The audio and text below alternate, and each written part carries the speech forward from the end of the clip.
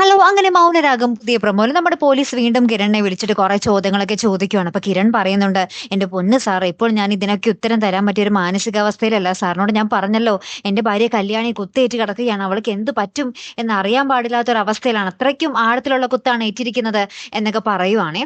അപ്പുറത്തപ്പം നമ്മുടെ പ്രകാശൻ നമ്മുടെ കല്യാണിയുടെ അച്ഛൻ കാർത്തികേയനെ വിളിച്ചിട്ട് പറയുന്നുണ്ട്, എടി കല്യാണിയെ വിളിച്ചിട്ട് കിട്ടുന്നില്ലല്ലോ, സാധാരണ ഇടക്ക് വിളിച്ചിട്ട് എന്തായി, അച്ഛൻ ഫുഡ് കഴിച്ചു, അച്ഛന് കുഴപ്പമൊന്നുമില്ലല്ലോ എന്നൊക്കെ ചോദിക്കുന്നതാണ്. നമ്മളിപ്പോ ഇന്ന് പുറത്ത് പോയി എല്ലാരും കൂടെ ഒരുമിച്ച് ഫുഡ് കഴിക്കാൻ പോകാൻ പ്ലാൻ ചെയ്തതല്ലേ, നീ കല്യാണിയോട് വിളിച്ചു പറ, നീ ഒന്ന് വിളിച്ചു നോക്കിയേ എന്ന് പറയുന്നുണ്ട്. അപ്പൊ കാർത്തിക പറയുന്നുണ്ടേ, ഞാൻ വിളിച്ചു നോക്കിയാച്ചാ പക്ഷെ കിട്ടുന്നില്ല, ചേച്ചി വല്ല തിരക്കിലായിരിക്കും എന്ന് പറയുകയാണേ. അപ്പൊ നമ്മുടെ കാർത്തികേച്ചി ഓൾറെഡി കാര്യം അറിഞ്ഞു, പക്ഷെ അച്ഛനോട് പറഞ്ഞിട്ടില്ല. അച്ഛൻ അറിഞ്ഞാല് എങ്ങനെ പ്രതികരിക്കും എന്ന് അറിയാൻ വയ്യാത്തത് കൊണ്ടേ ഏറ്റവും ഒടുവിൽ നമുക്ക് കാണുവാൻ സാധിക്കുന്ന കാഴ്ച, നമ്മുടെ ജയിലില് ആ പോലീസുകാരൻ വന്ന് നമ്മുടെ വിക്രത്തിനോട് പറയുകയാണ്, അതായത് എടാ നിന്റെ ആ തടിയനുണ്ടല്ലോ, അയാൾ ഒരു എന്താ പറയാ ഒരു ബിൽഡിങ്ങിനുള്ളിൽ വെച്ച് നിന്റെ പെങ്ങളെ കുത്തി എന്ന് പറയണം. അപ്പൊ തന്നെ വിക്രം ആദ്യം മുഖത്തൊരു ഭയങ്കര ചിരിയാട്ടോ വരുന്നേ.